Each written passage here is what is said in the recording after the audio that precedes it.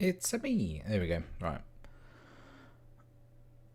Right, sound's coming through. That's all good for the live stream. Let's do a podcast then, I guess. Hello and welcome to the JfG Podcast. Yeah. Hello and welcome to the JfG Podcast. This is episode 228. And yes, I am on my own as Alex is on holiday, as you know from the intro. So, as standard tradition goes, I will do the usual run through what I've been up to. Obviously, I couldn't be asked last week to do a podcast on my own, but I thought, hey ho, I better do one this week because, well, it's Wednesday, and that's time to do a podcast. It'd be weird not to, but I was quite tired last week. So yeah, this week, buddies, and last week, not a lot really has happened, unfortunately.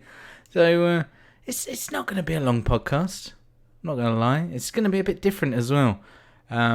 Mainly because the release of Destiny 2 Shadowkeep came out last week. That could be one of the reasons why I didn't do a podcast last week. I'm not going to lie. I was a bit busy, seeing as the actual release day of that on the Tuesday didn't go so well, and I managed to get online for 20 minutes, which isn't great for a game when it launches, as we all know, and have felt from previous games. You know the score, buddies. It's not good. So yeah, apart from playing Destiny, obviously, I've been doing other stuff. I've switched up my regime during the days. For some reason, I'm not a morning person. Let's put it that way. I don't feel great in the mornings. I don't like getting out of bed. It's a bit shit. Maybe it's because I stay up till like midnight playing games, and then I'm like, oh, I've got to get up really early and sort kids out and stuff like that. It's not a fun time. So I decided, I think it was last Sunday, just going to go to bed at like 10:30. I'm going to force myself to go to sleep. And I'm not one for easily going to sleep. I'm someone that can't really switch my brain off as I go into sleep. So when I'm in bed, I'm normally, watching Netflix on my phone until I'm like absolutely dead, like a zombie, and then I just pass out. Or a lot of the times I listen to audiobooks. I've been going through the Harry Potters because, I love Harry Potters because there's an ongoing joke with me and my mates. One time I had a really bad connection on Xbox Live on the 360, and I went and checked out what the missus was doing on the laptop. She was downloading Harry Potter, even though we already had them. So whenever anyone's got connectivity issues, it's normally because someone's downloading Harry Potter. From now on and forever, that will be the case.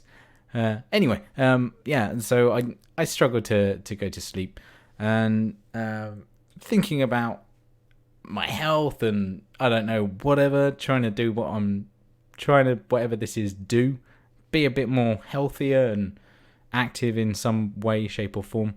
I was like, right, yeah, I'll listen to something like meditation music. Let's do it. Because, I don't know, for my birthday this year, the missus got me like just a massage, like an hour-long massage. And it's probably the best I've ever felt. Just lying there, getting rubbed down by some lady. It was nice. Obviously, the music in that situation was quite peaceful. Tranquility, tranquil or whatever. So, yeah, banging some meditation music on. Put the old sleep timer on Spotify app. That's amazing. Didn't know about that. So 45 minutes of meditation music's pounding out in my ears and off I go. It was nice. And then I'm getting up at like 5:45 in the morning and going for a run. Because, I can't be asked to do it when I get home from work. So I was like, well, I'm only sleeping. If I go to bed earlier, I can get up a bit earlier and do a bit of running. So I'm not going far, doing like a 20-minute run because that's all the time I've got to do. Find a nice playlist on Spotify. I'm not promoting Spotify right now, but it's a pretty good service, does the job. who can be asked to buy CDs these days? I mean, Discmans, they didn't really work when you're running, did they? So, yes, whack on, I think it's some like indie running playlist. I'm like, that'll do. Bit of Kings of Leon, that'll get me through my 20-minute run. And back home, have a shower, and I'm like, fuck yeah. I'm like well awake, whereas, previous weeks, I haven't been awake at that point, and I'm dreading getting out of bed. But yeah, it seems to be working, buddies. It's good. Been doing it for a couple of weeks. So far, so good. Obviously, fuck that. I'm doing that on the weekends. That's like relaxing time. Why would I do healthy stuff like that's normally when I'm drinking or hungover? That's what it is. And talking about drinking, let me tell you what I'm drinking this evening, and that is the old Hobgoblin Knob Gobbler. It's a 5.2%. It's a dark ruby. If you haven't ever had it, I mean, what's wrong with you? It's there. It's good. It's tasty. I'm gonna have a sip now because I've been talking for 6 minutes, maybe.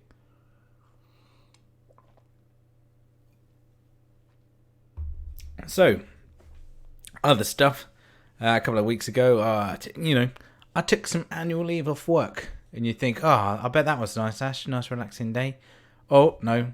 Maybe not. Maybe, Ash, you had to take care of the kids that day. Maybe, but no. I was putting loads of plasterboard up in the living room because, that's why I don't go to work, so I can work all day on the house. It's just a fun thing to do when, you got nothing else to do, really. Relaxing's overrated anyway. Might as well get stuck in, put some plasterboard up. So we did that on the Thursday and then sorted it all out over the weekend. And the plasterer came this week and fucking sorted the walls out. So now I've got lovely smooth walls where he put all the he did his skimming. There you go. So I've got lovely smooth walls. I'm looking at how to mount the TV and where to put it at the moment as well. So I might have to do some more cabling for that. We'll get to that when we get to that. But it does mean I've got a load of painting to do. Yes! Loads of fun. I mean, home improvements. Who doesn't love doing that kind of stuff? Maybe this guy. Who knows? And then finally, buddies, this weekend, the one that just went, so last weekend, Goose Fair was on in Nottingham. And if you don't know what Goose Fair is, you obviously haven't listened to this podcast this time for the past 5 years, because it comes around every year and it's the biggest fair in the land. I'm going to say the land. Might be Europe, might be England, might be the UK, maybe Great Britain, who knows? Places, maybe, I doubt the world. There's probably like state fairs in America that are just insane. But anyway, this is like a massive fair, and there's loads of rides, and the kids love it. So we took all the kids down there. Not all the kids, just my kids, 3 kids. That's how many I've got. And went on loads of different rides, and it's fucking really expensive. I think I ended up spending about 80 quid on absolute wank. I wasn't happy about that. But the main thing I wasn't happy about was I went on one ride with my son. Only one. All the others he went on with his uncle, who's a bit older than me. He's a bit of a daredevil. He likes to live crazily. He also hasn't got kids yet. So, he still hasn't been beaten down as much as me. Let's put it that way. So, yeah, I went on this one ride. It's you sit in a cart. It's connected above you, like where your head is, like in front and back, so it can swing on this pivot, let's put it that way. And it spins round and round and round. There's loads of these in a circle, and it goes round in the circle. And as you go, obviously, the cart gets more horizontal, and it goes up and down like a wave of circles. And at first I was like, all right, this is fine. The strobe lighting was okay. A bit uncomfortable in the eyes. Then it started going faster and faster. I was incredibly uncomfortable and felt incredibly sick. And the strobe lightings weren't helping. Whilst this was going on, the only thing going through my mind was, I can't wait until this stops and goes backwards, which it did after a couple of minutes, or I don't know. It felt like an eternity while I was on there. And then it went backwards. Got off the ride. I was like, wow, I feel great now. Like, let's just carry on. I ended up getting some kind of like roast pork and apple whatever stuff in baguette. That was absolutely banging. Apart from I would have liked a bit of gravy on there. There was no gravy, hey ho, can't win them all. Pardon me. But the next day, wow, did my back hurt. That was a big mistake doing that. I was crippled. I couldn't move. I was like, wow.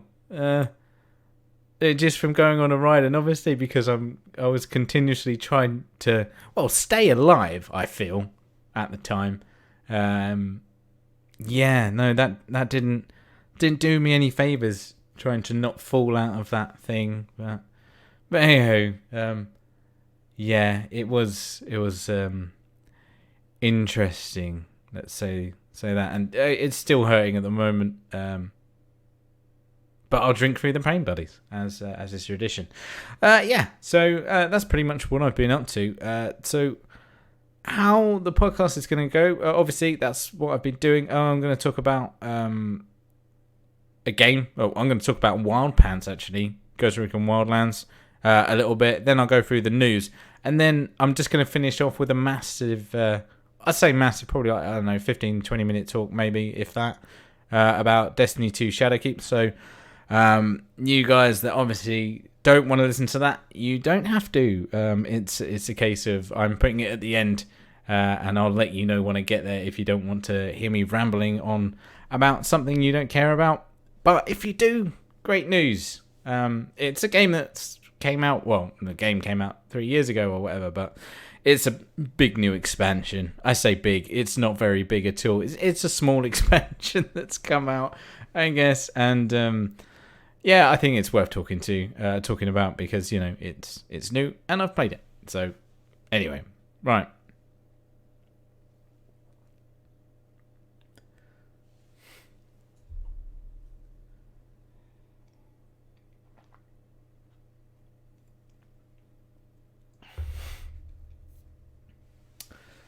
So over the past couple of weeks, like I said, I've been playing Destiny 2. But one game that I played a couple of times was Ghost Recon Wildlands. It's one of those surprise hitters that keeps returning, and every time I go back to it, obviously I'm solely talking about the multiplayer mode. Sorry about that, Ghost War. At this point, because I don't know why anyone would play the campaign on it. It's incredibly boring and repetitive and a pile of shit, really. I had a bit of fun doing it, but no, it's not great. I played it for 10 minutes and the AI was horrible. I didn't like it one bit. But like I said, Ghost War, the 4-on-4 multiplayer it's incredibly good. I don't think we had played that for quite some time. I had to reinstall it, actually, and I found what classes I used to be. I used to be a tech guy and the assassin, and I found that my calling was the assassin. It was absolutely brilliant. So the fact that not the fact that how this game excels is in its co-opness. Let's put it that way.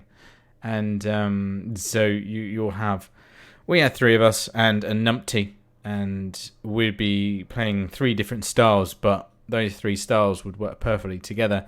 We'd have Funk as the stealthy bowman for a medium to long rangey kind of shots, but also sneaky skills. We'd have the Dizzle, aka PJ. He'd be the eye in the sky. And obviously I'd be the retard running around with an Uzi. Because that's me to a T. It was pretty good. So he'd be calling out the shots from the sky, telling me where to go and who to kill. And I would do that. Unless, there'd be a situation where I didn't. We had a couple of moments where suddenly we'd just be in massive firefights. Like, I'd just run ahead, and then all four of them, for instance, one time we're in the map nighttime, there's a church in the middle of the map. I run up to the side of the map, I see one of them go in, and then I think it was Funk I think it was Funk was like, yeah, they've all gone in there. And by the time he's saying, what shall we do? Obviously, I've already run in there, started shooting people. And, yeah, it was a situation. Let's say the situation was in hand, and I took care of business. But yeah, it was just a lot of fun playing this co-op shooter. Just incredibly loads of fun. And I haven't done that for a long time.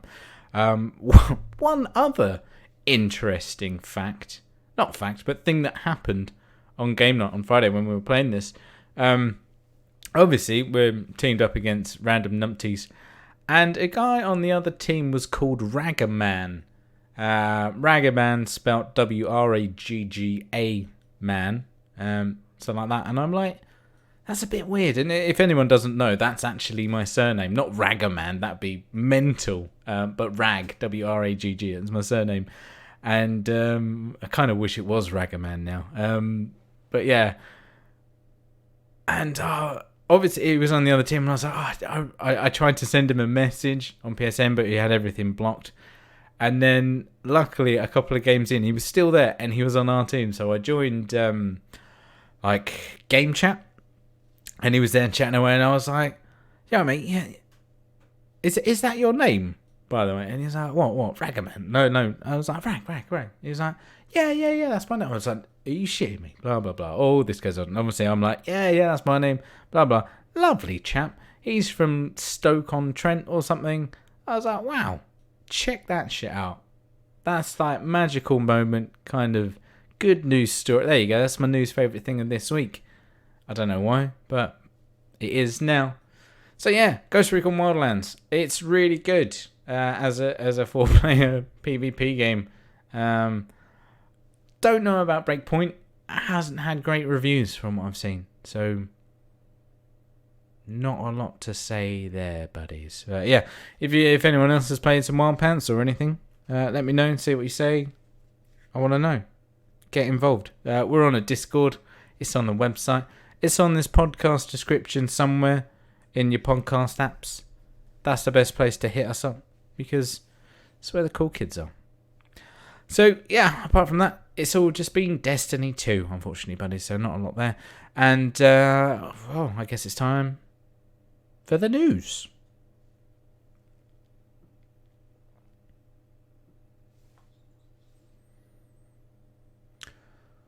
Right, so it's quite Sony heavy this week in the news. It's not by choice, it's just that a lot of news has come out about Sony. It's not my fault. I don't make up the news. I can make up the news if you want, but I don't. But before we get to Sony, we'll talk a couple of things about, that doesn't make sense, about a couple of things. Firstly, Red Dead Redemption 2, buddies. Now, a couple of weeks ago or whenever, I think in my news favourite things, I mentioned that Rockstar had released their own PC client, that's the word, and we suspected that that's because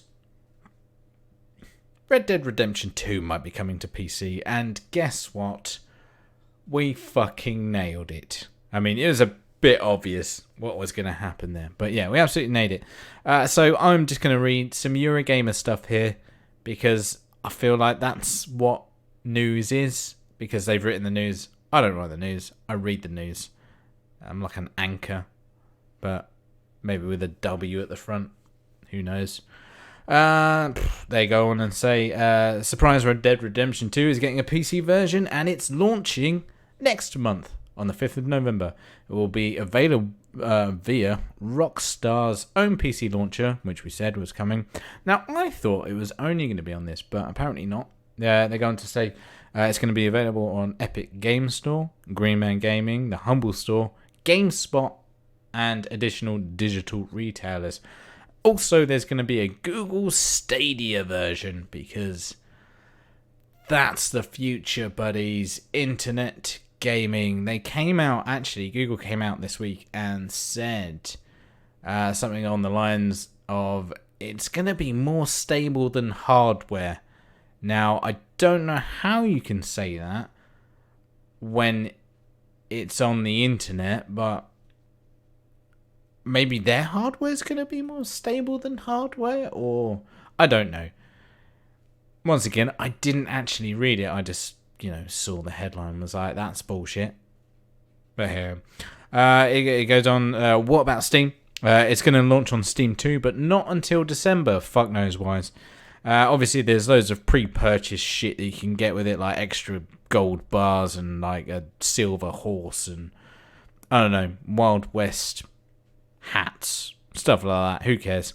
One interesting thing, though, another little buy-in for a pre-order is the fact that you can pick up 2 free games from the following list, which is GTA 3, Vice City, San Andreas, Bully, LA Noire, and Max Payne 3. So, 2 really old games there, out of all those really old games. I mean, if you wanted to play any of those games, you probably have by now, but, why not throw it in there? Who cares anyway? Cool news. Red Dead Redemption 2 is coming to PC. That thing's going to look absolutely insane, seeing as it looks that good on a PlayStation 4. Probably not an Xbox One S, but it's there, buddies. And yeah, good news for PC owners. It's a good time to be a PC owner right now. I'm not going to lie. It's good. Number 2, Call of Duty Modern Warfare, the new one that's coming out soonish, is going to be a massive 175 gigs on PC. Now, that's quite large. I'm thinking about picking up a terabyte M2 drive, and, that's nearly 20% of that thing gone on one game. So, say a terabyte's like, if you pick one up for 80 quid, whatever 20% of 80 quid is, £16. There you go. £16 worth of storage you need for that game. That's on the cheap as well, buddies. Well, actually, no, you can get it a lot cheaper, but still, it'll be on a spinny, whizzy disk drive then, and that's a bit shit. No one wants that these days. Let's crack on with actual news reading. Call of Duty Modern Warfare weighs in at 175 gigabytes on PC. The official listing for the PC version on Battle.net details the huge storage requirement for Infinity's Ward's soft reboot. Don't know why it's called a soft reboot. I guess it's not a hard reboot, is it? I don't know. Is it? What's the difference? Who knows? For both minimum and recommended specifications, you'll need an eye-watering 175 gigabytes of available hard drive space. It goes on to say how the previous Call of Duties have been pretty large with the extra DLC they've released. And then it puts on a world record attempt. Does Modern Warfare hold the world record for the biggest storage space required for a video game at launch? We think so. I mean, they don't know, but they think so, which is handy. I don't know why I'm critiquing them. They're just writing stories for me to read out. In 2018, they covered the Final Fantasy 15 on PC. I think we covered that as well back in the day, which was 148 gigs. But also, going back to Red Dead Redemption 2, it's saying that the PC is going to require 150 gigabytes of hard drive storage. Obviously, Modern Warfare beats both of those. But, if you haven't got a decent internet connection, how the fuck are you going to download that? That's an insane amount of data. And, what was it? The Last of Us 2? I don't know if we mentioned it a couple of weeks ago, because we did mention the fact that there was a release date, which is great news, coming out in February. Very much looking forward to that. But apparently that's going to be on 2 discs. I never thought the day, when we would need 2 Blu-ray discs. I don't know if they're dual layered. Probably. Yeah, they would be, won't they? 40 gigs? I don't know, maybe. If they're 40 gigs, that's 80 gigs. Yeah, I mean, mental. Anyway, like I still remember the first 360 game I had on 2 discs. I think it was Blue Dragon, which is some really weird, like, JRPG game. You know, I was at university at the time. I didn't do a lot, so I played a lot of strange games and did a lot of really shitty achievement hunting, which I'm not proud of, you know, but surfs up on the Xbox 360. That's an easy 1000 Gs, buddies, in the bag. No problem. Right, next. This is some bullshit news for you. Mario Kart Tour, the mobile game that came out, but I don't know, whenever it was, a couple of weeks ago. We reported on the fact that it came out, and there was a £5 subscription that you could tie yourselves into, monthly subscription, and to get more, you know, cosmetics and shit, really, for whatever reason you want to do that. But now, buddies, you can buy actual packs. Happy Fun packs. That's not what they're called, but, you know, they might as well call it something stupid like that. Yeah, there's a couple of packs. There's the Rosalina pack, where you get the character Rosalina. You get 45 ruby gems. These just ruby gems can be used to pull on the game's gacha-style warp pipe. I mean, that sounds like some freaky deaky porn right there, but I'm guessing it's, you know, some sort of in-house gambling, which is, I'm happy with that. That's good. And you get 5-star tickets, which are things in the game that do stuff. And that's £20. You know, probably worth it. Sarcasm. But the cream of the crop, which rises to the top, my friends, is the Diddy Kong pack, which includes 90 gems for you to pull on that fucking warp pipe as much as you want. Well, 90 times if it's one go a pop. You get a quick ticket. I mean, is that like a win? Who knows? And Diddy Kong himself. That's right, you get Diddy Kong. Yeah, and that is £39, buddies. I mean, £39 for some in-game currency. However, 90 of it. I don't know if that's good or bad. A quick ticket, which is something, and a character. Now, if you think this is absolute bullshit, I agree. It is absolute bullshit. But hey, that's the world we live in. All we can do is not support this by not buying it. And anyone that does buy it is mental. I don't think you can say that these days, can you? I had some suicide and self-harm training this week, learning about, you know, do's and don'ts with, you know, well, prisoners, because I work in a prison. And yeah, it's kind of frowned upon when you use terminology like that. But, you know, say what you see. Just saying what I see. Right, next, buddy. And this is the last bit of news, really, before Sony's fucking whatever reveal of nothing this week. Is EA. EA are in the news for great reasons once again this week. And that is the fact that EA have leaked the personal information of 1,600 FIFA 20 Global Series competitors. They go on to say, or they have a little statement. Actually, I'll read the full statement in a bit. I'll go through what actually happened. So, registrations for the competition or whatever it is went up on Thursday, the 3rd of October. But within half an hour, it was closed again after participants reported seeing other people's personal information.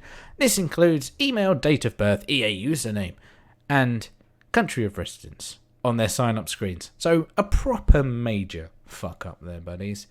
EA have put out a statement. I guess it's on Twitter. I don't know. That's where people say stuff these days. Then it goes on to say, at approximately 1 p.m. UK time, we announced the registration portal page for the EA Sports FIFA 20 Global Series. Shortly after, we learned that some players trying to register were seeing the information of other players who had already signed up through the registration app. Fucked it. We immediately took action to shut down the site by 1:30 p.m. UK time, so half an hour, like I said. We were able to root cause the issue and implement a fix to be clear that information is protected. We're confident that players will not see the same issue going forward. Well, that's great news going forward, but you've already fucked it, like I said. They're going to say we've determined that approximately 1,600 players were potentially affected by the issue, and we are taking steps to contact those competitors with more details and protect their EA accounts. Players' privacy and security are the utmost importance to us, blah blah blah. We're deeply apologising, blah blah blah. We're massive tools. So there you go, buddies. EA funked it again. FIFA is a shit show, and everything is fucked. Unfortunately, obviously, I feel sorry for any of those people that details did get out. Hopefully your accounts will be okay. But this is just another reason to stay clear of EA, buddies. Good news. Oh, time for a sup, I think.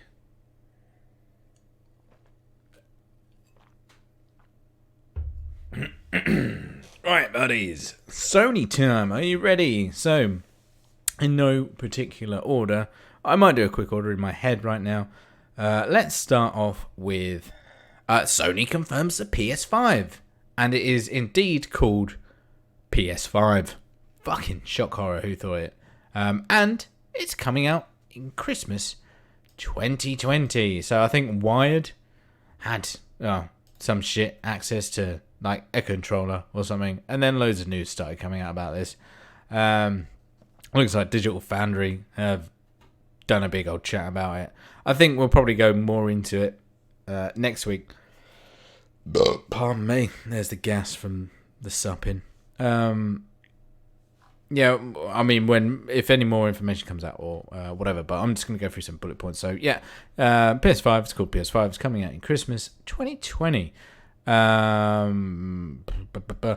Also, random article went on to say it looks like if anyone saw it, there was some PlayStation 5 dev kits that came out, and there was images of them leaked online. If anyone's seen it, it kind of looks like a Virtual Boy.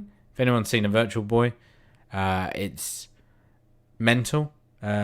It looks like an 80s sci-fi scanner that you pull up to your face. Something like you see in like Star Trek, that kind of thing anyway. And I guess it's got a V in the top of it for 5. It looks mental. It's got play and pause buttons on a touchscreen, kind of like the Mad Box was kind of advertising. My favourite name or favourite console, next gen console, the Mad Box there. I don't know why you'd have a touchscreen on the console. I never touch my console. I don't want to. It stays over there and does its job, and I turn it on with the controller. But hey ho, you know, it's a thing that they can do, and it's going to put the price up, which annoys me. But hey ho, it is what it is. But if you haven't seen any pictures of this, you should just give it a Google, PS5 dev kit, and you'll be amazed at how retarded this thing looks. And I can't wait to get one. Let's put it that way. Next, we'll go on for Sony has patented. It's put a new patent out that points towards the next generation VR, and looking at it, it looks exactly the same with more dots on it, really. So at the moment, there's, I don't know, like 6 glowy dots on your front of the face, and then a couple around the side and stuff like that. On this, there's fucking hundreds of them. They're everywhere. Looks like there's some kind of weird hand one I don't know what that is or what you do with it. Maybe you put it up your bum. Might be interesting, depending on how much it vibrates, I guess. We'll see. But once again, Sony doing stuff and it coming out. Let's go on to actually relevant stuff that's actually happened. So, the PS4 7.00 firmware came out with stability, I don't know, improvements, software improvements. What's the standard thing that they say that no one really cares about? I think it's stability improvements or something like that. But one big thing that came out was that they have increased, aka doubled, the size of voice chat parties from 8 to 16, which is nice. But also increased the quality. That's the word. I was thinking of sample rate and all of this stuff. And I was like, no. Well, yes, they have increased the sample rate and stuff. But, just quality of the audio. I tried it out yesterday. It seemed fine. I didn't hear any issues. But to be honest, I can't really compare it to the old one because it's gone. But I do know that it's a lot better than the old 360 one because that was terrible after going back to it. And it's just good news. Going forward, better quality is obviously better. Next news, PS4 crossplay feature is reportedly out of its beta stage and now available to all developers. So I couldn't imagine a year ago that Sony were gonna do this. I'm trying to think when Fortnite. I couldn't have been a year ago. I think it was earlier this year that they enabled crossplay on that stuff. Well, not tried it, enabled it, where people were like, "Oh wow, I'm playing with a PlayStation guy," kind of thing, and then it was ridiculous on Reddit about it and stuff, and it all kicked off. We're like, why isn't this a thing? Which was good, I guess, that the fact that they did it and it got registered. But yeah, it's out of its beta stage and now everyone can do it. And I think one of the first games to do it is going to be Call of Duty Modern Warfare, and that's good news. I think this should be a thing going forward. I don't see why not. I think it's a bit crazy this day and age to say, no, you haven't got our box so you can't play with me, and vice versa. It's cool. I think it's a great feature going forward, mainly for my kids. I haven't got to worry about what console his mates have got. I can just get what console I want and he can play that one, and that's it, job done. Happy days. Finally, buddies, PlayStation Now, the fantastic streaming service from Sony, is getting a price reduction forever, apparently. And this is dropping from £13 to £9. Now, we've spoken about game services quite a lot recently. And we've mentioned that Xbox Game Pass is absolutely smashing it. And I still stick by that. We've had a couple of, not debates, but, words, there's conversations, I don't know, whatever it is, in the Discord about this and where it stands. I think most people are on board with the £4 a month price point, but I think JJ mentioned that, it's still in beta, so we don't know what the price is going to be after that. Hopefully, still £4. Who knows? We'll see what's going forward with that. Anyway, so, PlayStation Now is dropping from £13 to £9. But also, for the next 3 months, and I don't know why it's only 3 months, PlayStation Now will also host excellent Sony exclusives such as God of War, Uncharted 4, and Infamous Second Son, but also as well as Grand Theft Auto 5, which, even though it's an old game, it's a very, very good game. But yeah, they've got more than 800 games available on there. Gibbons, the majority of those games are really shit and old. And you want to see more like first party games on there. I think JJ in the chat again was on about, you know, he would lap up a Game Pass on, you know, on Sony, saying like he could play them on his PC as well to some extent. I don't know if they would go that far, but I don't see why not. Like, they'll be making money out of it. It's money at the end of the day, and they like money. I still think £9 a month is pretty expensive going forward. I think it comes down to the price of the service to the ratio of quality of games. If it's cheap enough with the good quality of games, I'm in. If it's cheap enough and the games are shit, I'm not in. If it's expensive and the game's shit, I'm definitely not in. And so on. It needs to be in that sweet spot. And like we've said before, Game Pass, I feel, is there, buddies. So, I think that's it really for the podcast. I'm surprised it's gone on for about 40 minutes now. I've managed to drag that out a fucking long way, let's say. So, here comes the point, buddies, where I'm going to say, see you later, unless you want to stick around for some Destiny 2. And there'll be nothing else after that. There might be, but it'll be absolute bollocks and me just going on about nothing. So, catch you next time, or let's fucking party.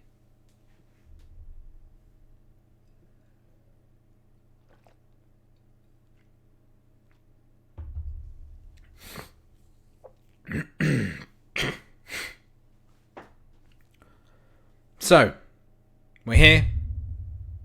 It's September. Not anymore because it's October. Destiny 2's annual release has come out, or an annual expansion has come out, and it's called Shadowkeep.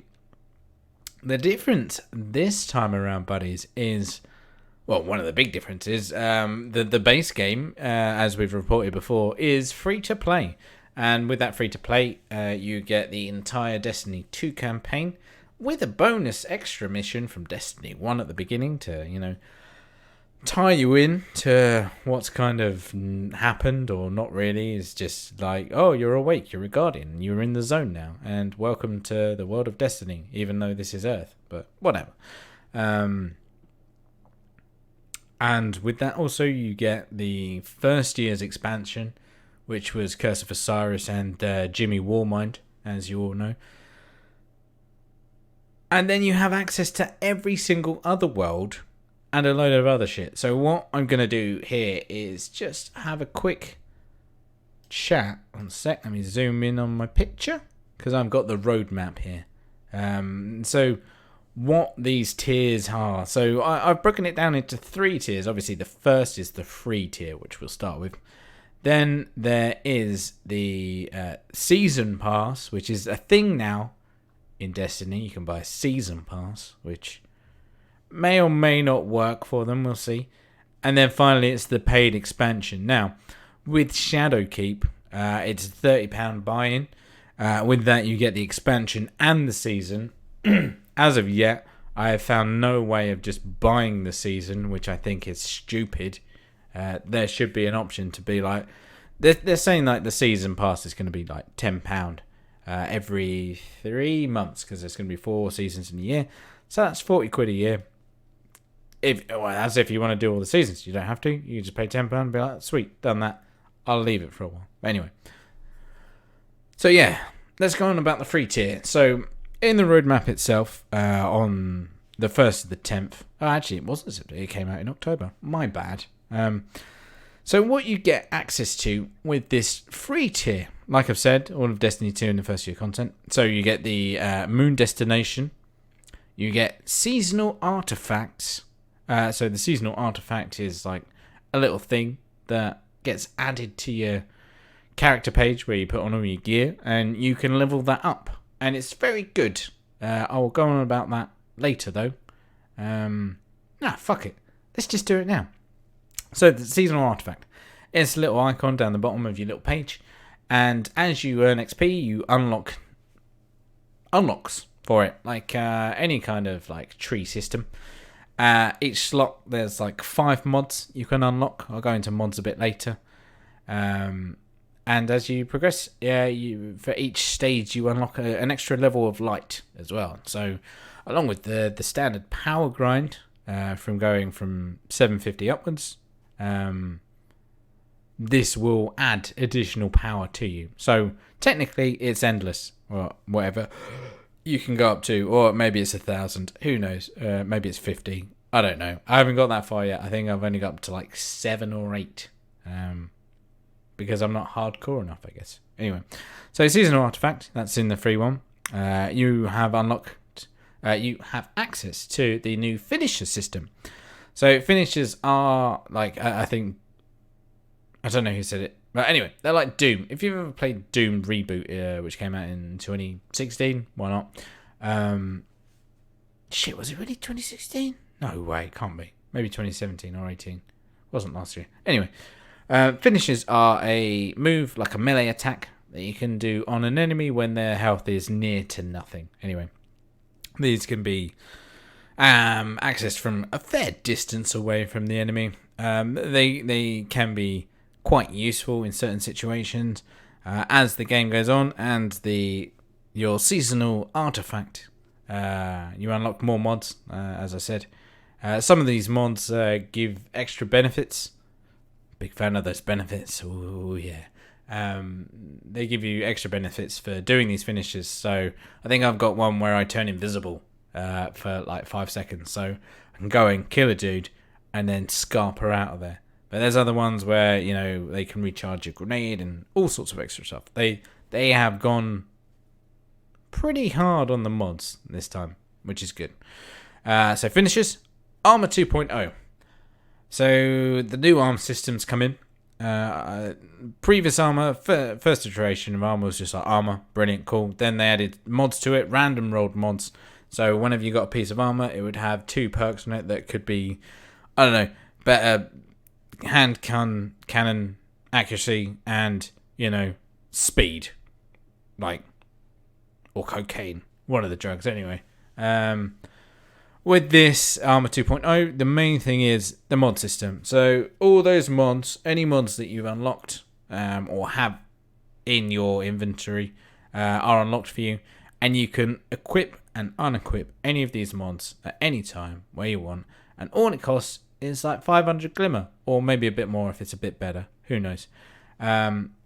This is way better because you can actually build your builds. You can craft your own builds, let's put it that way, on how you want to play the game. So at the moment I'm running submachine guns and a bow and arrow because that's what I've got at the moment. So a lot of my mod slots include stabilization for submachine guns, so it doesn't fucking spray all up the wall, all over the place. I've got more control on it. There's from the what's it called? Seasonal artifact. One of the mods I think I got was a over penetrating bullets or something like that, so I can shoot through shields, which is absolutely fantastic. Like, obviously you get enemies in this where you have shielded enemies, and you have to wait for that shield to remove, or you have to shoot in a certain place where these bullets can just bam straight through that. It's really good. And the other thing, they're all customizable, so anything legendary or above, maybe not exotics, I haven't actually checked yet, but any legendary ones, which is the purple ones, these can be customized with ornaments that you've unlocked. So say I've got a purple cape on my hunter, and I don't really like it, but it's a really high level, it's nearly masterworked as well, so it's giving me extra stats that way. But it just looks like bollocks. But I've unlocked an ornament previously, which I do like. Say the cloak from Curse of Osiris. I can click down on the D-pad whilst over it and change the look from this really shitty one that I don't like to my nice Curse of Osiris cape. So visually, I look nice as well. It's absolutely nothing, but it makes a huge difference because I don't see it ever. Unless I've got a sword out, and then I see it all the time. Or I'm in the tower. whatever. You get the gist. They've done very well on the Armour 2.0 system. It's very cool. You also have access to 2 new strikes, which is the Festering Core and the Scarlet Keep. I've played both of these. Both good strikes. Pretty cool, if not easy. I haven't played them on like the harder modes yet. I'm sure they do get hard, but as I ran through them, I was like, this is easy. Okay, fine, but I'll get onto that later. There's been Crucible updates. I mean, I would hope there would be. There's reprised PvP maps, Widow's Court and Twilight Gap, which are from Destiny 1, I believe. There is a new PvP map called Fragment, which I haven't played. There's new Crucible Labs, which is different game modes, called Elimination, which is a 3v3 elimination game, like Trials of the 9. Was it Trials of the 9? I think it was, in D1. Or was it No, it was Trials of Cyrus, wasn't it, in D1? And finally, you have access to the free seasonal rank rewards, which is the top tier of the season pass, which is cool. It starts off pretty heavy. You can unlock something every level, and then as time goes on, not so much to unlock. That's how they get you, where you could be unlocking all of this really cool shit at the bottom. But here, so that is a hell of a lot of content for free. Let's put it that way. I think the fact that you can access every location is really cool. You have access to all the Gambit maps, all the Crucible maps, everything for free. That's impressive. I feel like that's a good job they've done there. Obviously, it's to convert people over to paying customers, obviously, but still, not bad. A couple of other things that obviously they're included in the free thing as well, but they're just things that I want to mention at this stage. There's been some user interface updates. The quest steps are better displayed, so your bounties are on one side, quests are on the other. It's easier to track what you're doing. It's still a massive shit show coming back to this game, even though I'm stuck a toe in every now and again. It's difficult to know where the fuck I am and what am I doing. There are ways of knowing. Obviously, all the different icons tell you when quests were and who was they given by and stuff like that. But yeah, it's just better displayed now. The whole user face is good. I mean, I think we've mentioned before that Bungie have a really good way of displaying things, be it fonts or graphics or whatever. They really do a good job there. Yeah, it's impressive. And the other thing is that obviously Destiny 2 has moved over to Steam from Battle.net since it launched, which is great. I've got the Steam client, I've got a Steam account. Obviously, I had a Battle.net one, but I bought Destiny 2 on PC, and now I've got it on Steam. That's great. The main thing is cross-save is enabled now. So a while ago, when it came available, I set it all up so that my PS4 account was my active account, because obviously that's where I've chucked in all the hours that I've played it. And I can now play that on PC. And holy shit, that game looks really good on PC, running at 60 frames at 2K on, I don't know, high settings or whatever I got on my PC. It fucking plays really nice. One thing I would say, I'm still using a controller on PC. I tried it with a keyboard and mouse and couldn't really get on with it, and I don't really know why. But it felt exactly the same as the PS4 did. Obviously, just looked better and ran smoother at twice as many frames, which was nice. One nice thing that I discovered this weekend, actually, I've got my work laptop at home at the moment, just because I was like, I need to do some work at home, like people do with jobs, and I was like, oh, this has got, I think it's like a 1050 Ti in it or something, so it's not a powerhouse graphics card, but it'll do the job. for 1080p gaming. But it's got an M2 drive in it, like a terabyte one in there. I was like, oh, let's install this bad boy on here and see how it runs. So paired up the old PlayStation controller with Bluetooth and then activated that, whatever it is, Windows, where is it? Oh, I've got it on here. Maybe I don't have it on there. I thought I had it on my desktop. Whatever the converter thing is for the controller. So it shows it as an Xbox controller. Anyway, link that up. Fucking hell. That thing loads so quick now.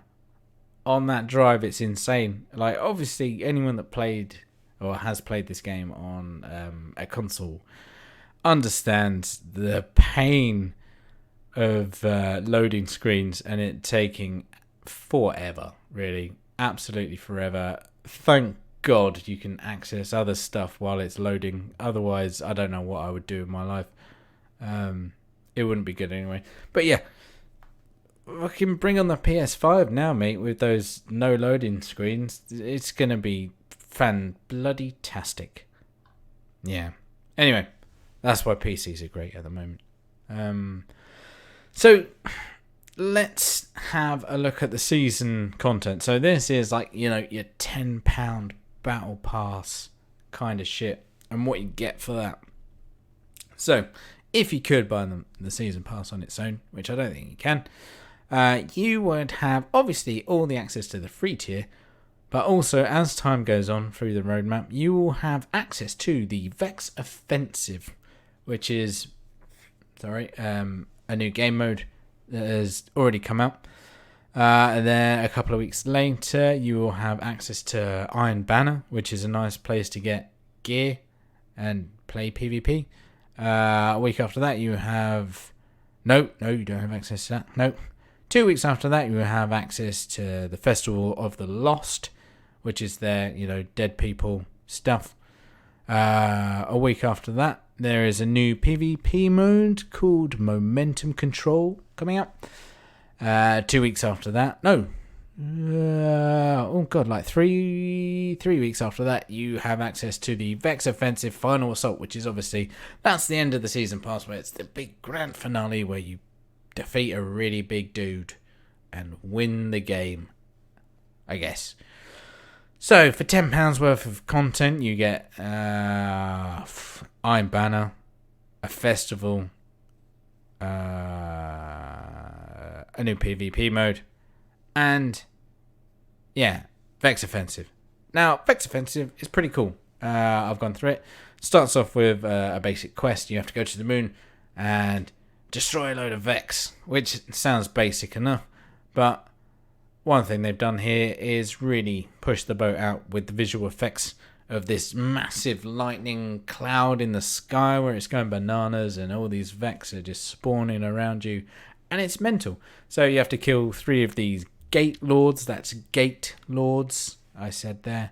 And then a big motherfucker comes out and you destroy him. By doing that, you get access to the Vex Offensive, which is like a wave-based thing. I think there's like two big waves of enemies while you go through this small to medium map.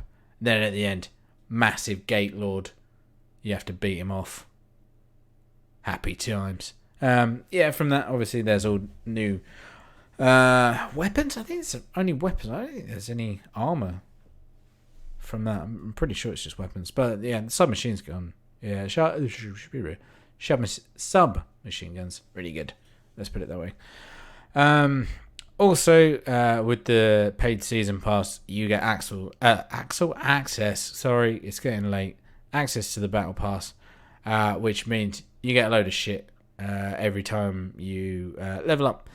Much like previously, when you'd be getting Eververse content, Eververse engrams or whatever they're, Bright engrams, or whatever they're called. They changed so many times, I think. You unlock a new thing from the list, which is fine. Mainly it's just materials or upgrade components, which is you do use these things, I guess. Don't know how I feel about paying for them, but Sorry. It's no different to, any other battle pass that's out there, I guess. It is what it is. Now, I think in the Discord, I went on to say I don't mind the battle pass system. To be honest, I don't. £10 for 3 months or whatever. It's not as bad as like a subscription to WoW. Or your Final Fantasies or whatever MMOs and stuff. Don't really know how to compare with the amount of content from the two. But it's a battle pass. Take it or leave it. Probably leave it, I reckon. Sorry, my throat has got really dry really quickly just then. So finally, let's talk about the actual paid expansion. So say this is like £20 of your £30 spend. This is what you get for £20. Obviously, you get the campaign, which I'll go on about in a bit. You get the raid. You get hero and legendary nightmare hunts, which is, there's a new thing called nightmare hunts that comes with the campaign. I'm guessing these are just bigger, badder ones, which is fine. Then the next week you get the master nightmare hunts. You get the exotic quest for a bow. You get the new dungeon, which I can't remember the name of actually, which is annoying. You get another exotic quest for a what are they called, like fusion rifle kind of game. You get first raid challenge, whatever the fuck that is, and that's about it.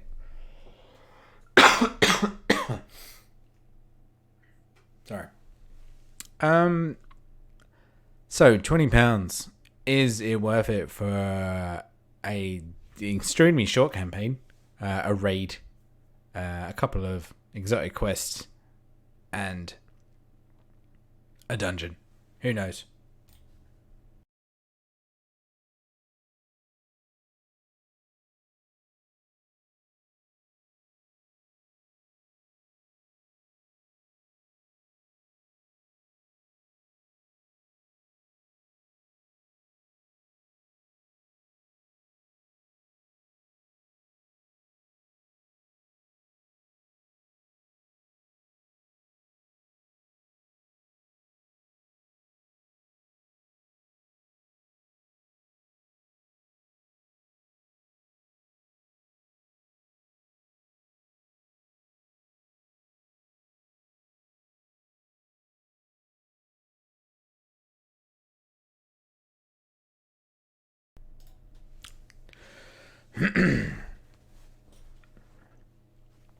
So let's start with the campaign.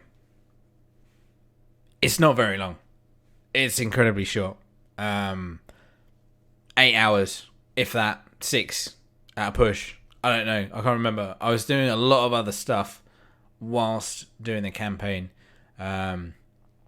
Just because, like I said, I had a load of stuff from Gambit time and the whatever stuff happened and other expansions that came out of the year, which I didn't even bother playing that much. So there was some other bits and bobs that I was cleaning up or even just doing.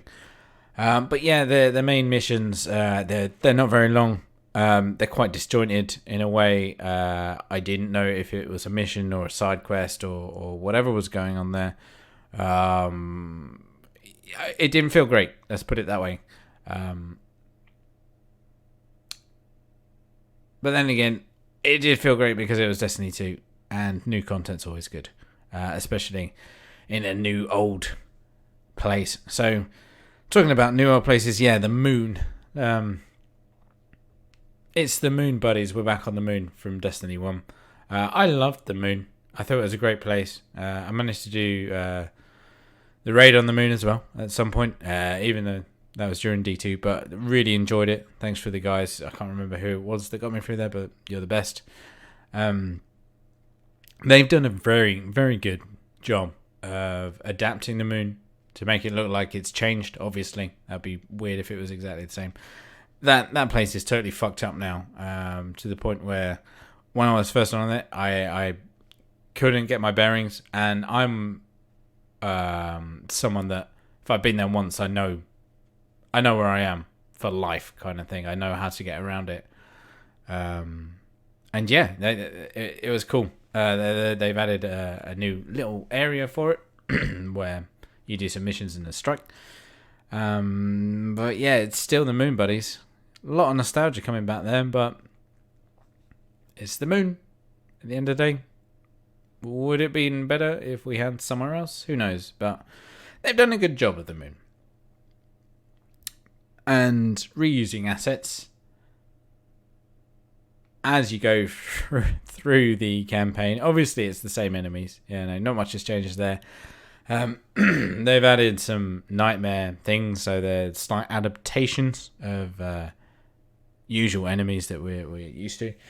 But the bosses within the campaign are the same ones that we've fought before. So you've got Callus and Crota, etc. They're all there, buddies. They're back for you to kill again. And once again, first time I'm like, oh yeah, lovely, I know these people, that's great. They're back to kill me and I'm going to kill them again. And then, after a while, I'm like, well, would have been cool to see someone new. Like, I don't know, some big fucker that wanted to destroy me. It is what it is. It makes me think about like how much time it's actually taken them to create the content. Is it worth £20? Maybe not. Is it just the grind? These things. It's tough to. It's tough for me because of my rose-tinted goggles. I love this game. It's awesome. The way it feels, the way it looks, everything about it. It's really good. So, to, pick fault in it, which I will, I have. It's not the easiest of things. I always want it to be like, yeah, it's the best, but you got to be realistic here. The storyline is interesting. It's a continuation of, I believe, the end of the D2 campaign. If anyone hasn't finished it, I mean, that would be weird if you're listening to this now. There's like triangle-y, pyramid-y things in the sky, and one of them's in the center of the moon, buddies. First time you see it, fuck me, it looks cool as fuck. Like, once again, we need to say that this game looks absolutely amazing. They've done an absolutely stellar job on the visuals, the lighting, everything is fucking quality. I'm going around just going like, wow, this looks amazing. It's cool, it's magical, it's out of this world kind of stuff. But hey, the storyline, it's interesting. It's cool that it's a continuation. I don't really know where it's going at this point. It kind of leaves you on a cliffhanger. Like, you pick up this thing, take it back to Eris Morn or whatever, and then she's like, oh, I need to look at this more. And then that's it. I was like, okay, cool. What do you want me to do about it? Nothing. Oh, okay, cool. I'll see you later. Now, I don't know if there's anything about the raid, because I haven't done that yet, but plans are to hopefully do that in the next month or so. There could be more story content there, to be honest. Let's just wait and see. And obviously, as seasons progress, you would hope that more story content would be involved in these seasons. But then again, seeing as it looks like the season pass only gets you like little activities, maybe not. I don't know. Maybe we'll wait another year until another, content drop where there's like campaigny story missions or something. I don't know. I don't know what they're doing going forward with this, unfortunately.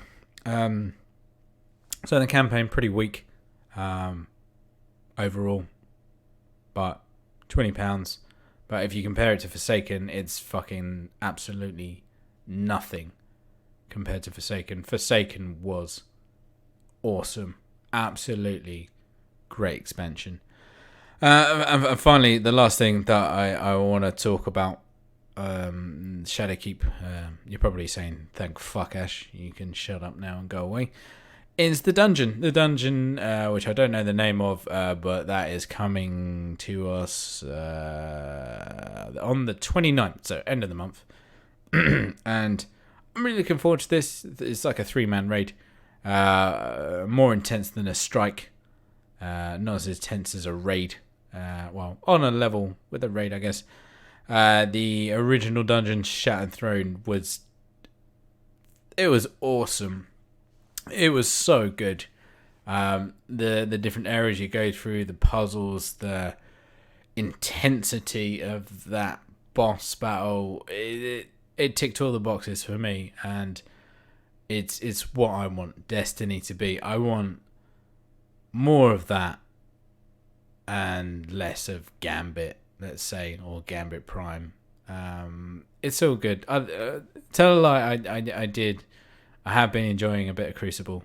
I'm getting back into the PvP aspect of it. It's good fun, but stuff like this where I can get together with my buddies and like absolutely smash it, and at the end of it be like, whoa. It was like I was saying about Gears 5, it just that feeling of like, holy crap, I've just absolutely nailed that kind of thing, that situation, and the feeling of like the release is just, maybe I'm like that kind of, I'm a release junkie. I mean, that sounds totally wrong. But who doesn't like a bit of release? With the situation in hand. Oh, so there you go, buddies. That's whatever Destiny 2 Shadowkeep is. Thank you for sticking around with me through whatever that is. I'm sorry that I kind of lost my voice halfway through. My editing hopefully has kind of sorted some of that out. But yeah, there's one last little tidbit about Destiny. Is soon you'll be able to pre-order some official Destiny shoes. Because why the fuck not, eh? So I don't even know what these are. They look like boots. They just look weird, and they got Paladin.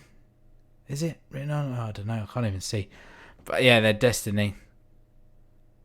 Palladium. I guess that's the make. I don't know. I'm not cool. I'm not hip. I'm not in. But there you go. Destiny boots, buddies.